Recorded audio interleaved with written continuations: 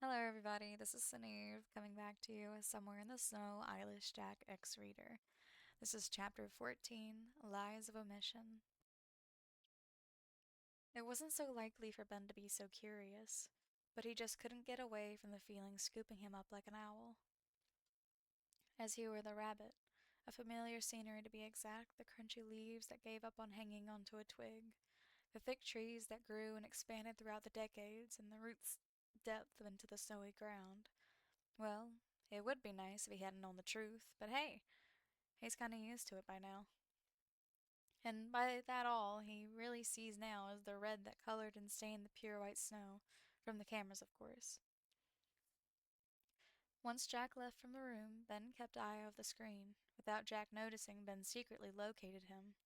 The green beeping dot moved fast, which represented Jack's figure, as his own red pupils followed patiently.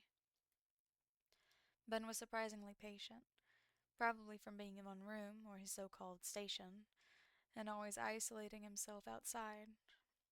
Sure, it could get pretty boring, but he always seemed to be watching, noting everyone's movements, differences between the mansion, how the people moved their things around, always having a straight feeling when something is wrong or changed. Hell, the kid learned how to read body language, translate foreign languages, as well as speaking it fluently. He was a fast learner, which developed over time, though the people always seemed to underestimate him and forget about his own abilities and advantages. There's a lot he knows and a lot he's noticed about people. He noticed how Hobo Heart kept secret of how he needed preening. Ben didn't know why, but he just knew he did that. He noticed how Kate's face would always scrunch up out of pure habit and at random times. People always seemed to mistake her because of that. He noticed how Jane would pull or tug on her hair for comfort. People get the wrong idea though. They think it's out of stress, anger, or frustration, but really it's harmless to her and it's comforting in her world. She never actually pulls out her hair from her scalp. It's just what people think she's trying to do. There's a lot of things he knew about the people. He's not just the only one, but one of them indeed, and knew a few more details. Ben twirled the cotton candy flavored lollipop in between his fingers, like those people who tried doing tricks with their pencil but without crazy movements. Watching how Jack rushed to a specific place elsewhere and out the forest, it was quite obvious where he was headed. How Jack's signal soon was lost and disappeared at the corner of his screen, never to be seen again. Ben let out a humph sound before stopping the twirling of the candy before putting it between his teeth and shattering it. Looks like he did have some kind of connection with that girl, he muttered under his breath as he chewed on the broken pieces of the lollipop. The screen's monitors made a creaking sound before all of them were all separated onto its original place, and the screens went blank into static. And from there was a quick sharp flash in Ben's eyes. So soft, he said to himself before the whole room was left dark. The only thing noticeable was the red orbs that hanged around. What do you mean by one of them? He questioned. You know, it's hard for you to identify they when you really don't exactly know who. There's billions of things that it could be, though. Jack's shoulders tensed up before leaning up on the wall closest to him and making himself uncomfortable. Was he frustrated? But why? You narrow your eyes at him before letting out a sigh. You really didn't know what the actual fuck this guy wanted. It seemed like his communication was limited, and he didn't even know how to explain what he wanted, but hey, you can't judge. You could be the same way too, so you guessed you didn't mind. Want me to explain it to you? He questioned before crossing his arms. From what you could tell by the way he's acting, he's trying to keep things away from you and doesn't trust you for shit. Probably think of the best way to explain and get information out of you without spilling tea. I'd like that. Can't really get it through my head if you just say it that way. You let him know before you continued. Hairy, kinda like a bush, screams too much, anything but an actual human, he says, putting his head up to the ceiling as if he's trying to think of more. He then tilts his head before dropping down and mumbling something you couldn't quite hear. But that's something not to worry about, you guessed. Hairy? Screams too much? Yeah, I saw that thing all right, you thought before humming out loud.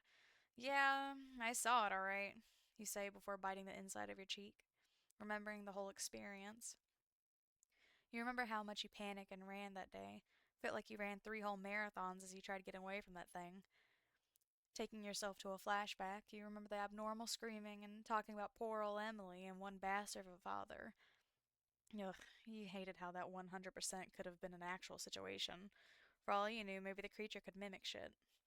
Not to mention the creepy old lady voice. That shit was absolutely freakish. You thought about the whole thing before getting goosebumps all over your arms and legs. You could feel tiny hairs lifting up as you walked through the whole thing.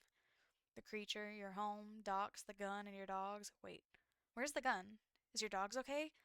Fuck, you didn't hear anything outside. Your eyes widened at the sudden realization that waved over your whole body. Fuck, do you have my stuff? The gun? And my snow clothes. Oh, and my dogs? Are they okay? What time is it? I really need to calm down. Sorry. I got all your stuff. Jack reassured you through your panic. The feeling washes up and goes away and was replaced by a feeling of relief and relaxation. You take a deep exhale before plopping yourself down, where only just enough weight so you don't hurt your back again. With a hand on your chest as you drop down from your elbows, you take both of your hands and start rubbing your face as you groan out. Thank you. This all it just doesn't make sense, you complained. It was all confusing to you. Why did this have to happen to you? The monster, stress, frequent panic and paranoia, your back, Jack. That reminds you of Jeff and Smile. I'm glad their asses aren't here. Okay, don't jinx it. Don't jinx it. What doesn't make sense? He questioned. It was quite obvious what didn't make sense. Oh, the fucking monster outside my door that munched on all my dog's food, not to mention how it spoke or mimicked a human, trying to trick me and eating me alive. You spoke in a not so quite sarcastic tone. It was true, though, really. Who wouldn't have questions floating around them like a buzzing fly after such an experience?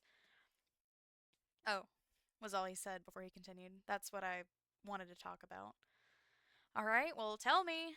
You raised your voice, desperate and angry for answers. I can't just live in the middle of a forest and not know about the dangers that might be after me or my dogs. If they start showing up more, then how the fuck am I supposed to deal with it? You gritted your teeth. All these years you've been around this specific place, you never knew your childhood monsters would actually exist. But it's nothing like your boogeyman or famous vampires and zombies. This had to be way worse. For all you knew, these vampires and zombies might actually be here. I need to know that kind of stuff before I just hang out around in the snow and leave my dogs outside. Fuck, I don't even know if you're human with some kind of new skin condition or an actual Never mind. Never mind. You rambled. You didn't know what Jack and Smile were.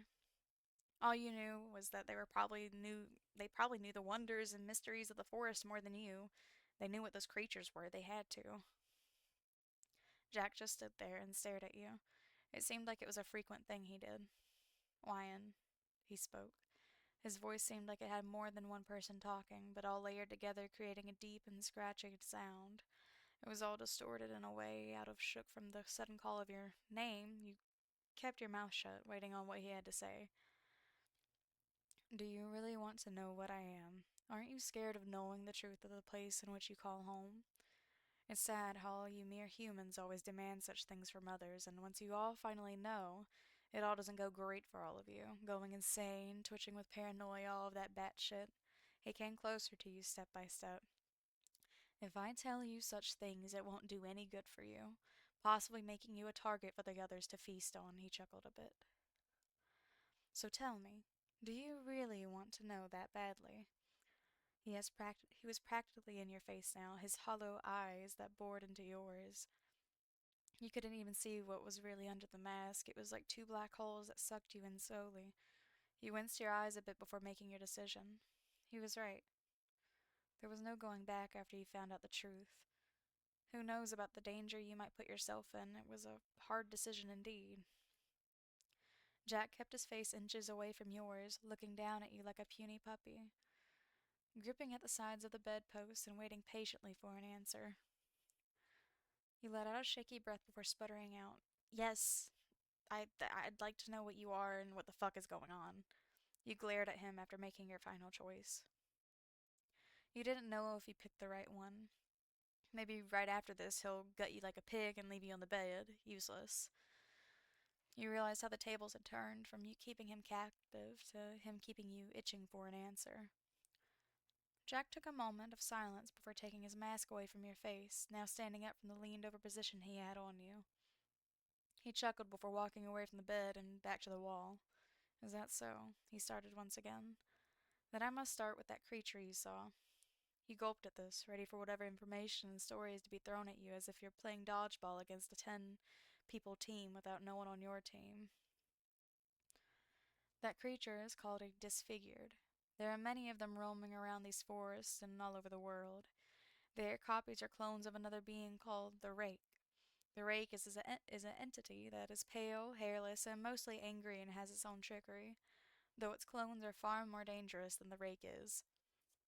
The Disfigured gets their name from looking more absurd and alien-like from the Rake, as they can have longer arms that didn't fit their body, hands that can be shaped in many ways like the end of a hammer or curved in a weird way, heads that can be twisted up, jaws that hang off and reach the ground, all that stuff. Really, the best way to think of is a kid's drawing of an animal. They have the same abilities like the rake, such as mimicking others' voices and sounds, but they can hide better, be faster, use their bodies differently, and all that. They take their advantages to a whole different level than what the rake can do. So that's what you saw. A disfigured, huh? Maybe that's what you saw on the news not so long ago. Remembering the creatures all skinny, hairless, and pale, but their bodies were shaped in abnormal and twisted ways. Ugh. You remember the one with the beluga whale head shaped? That one was really freaky. Now that you mention the disfigured, mine wasn't hairless. You mentioned of the one that chased you down. Jack tilted his mask at you before starting again. That one, oh, like I said, they used their advantages. The one you encountered didn't have much abilities and strength, so I guess it went on its own to make itself a disguise. Just know you're lucky you didn't encounter the other ones. So, like a lower rank of the disfigured, I suppose? He thought out loud. You could explain it that way, he added. Is there any more creatures I should know about before you move on? You asked before Jack nodded in response and continued. There's also such things called early birds. Doesn't sound too dangerous, but they are a completely different level from the rake and the disfigured. They're more human like but glorified. Think of a person who lost their jaw, arms, and legs, but is still attached to them in a way. Early birds come in various of groups, which is one of the reasons why they are more dangerous. Since the rake and the disfigured like going their own ways and rarely stay next to each other. Can't explain them very well, which is why you would have to see for yourself, but you're lucky that won't be possible.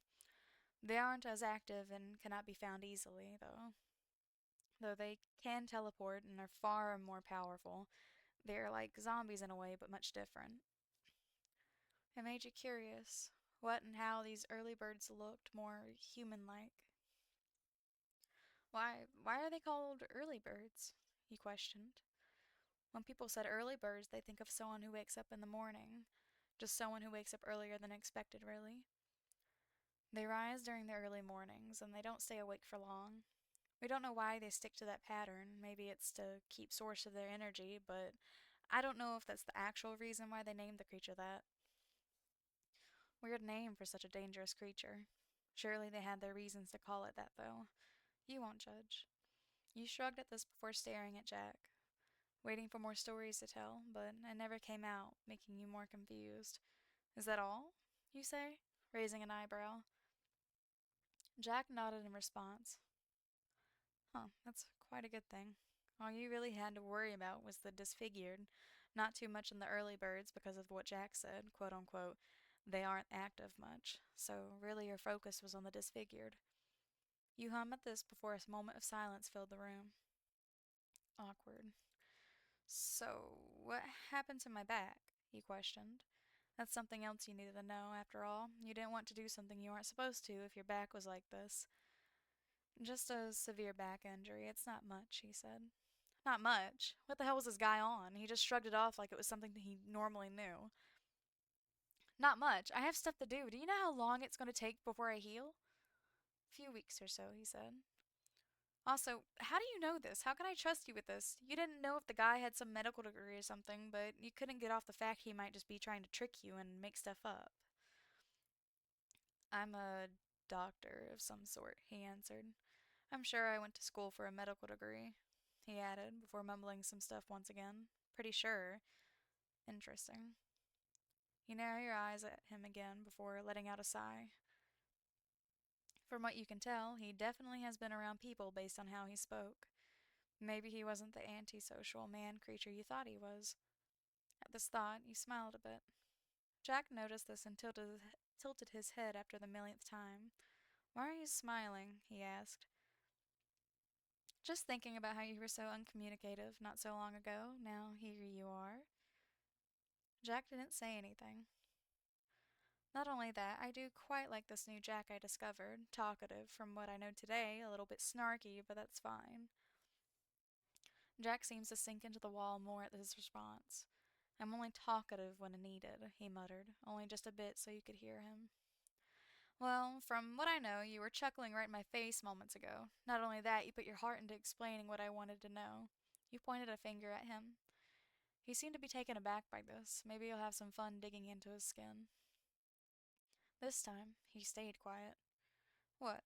Don't want to talk to me no more? More silence. Come on, Jack, I was just teasing you, you said with a pouty look on your face. You didn't know why you were acting this way, but it was fun.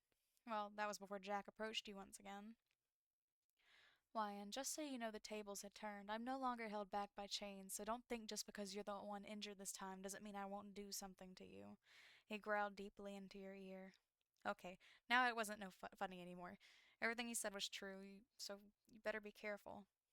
You just widened your eyes and nodded rapidly.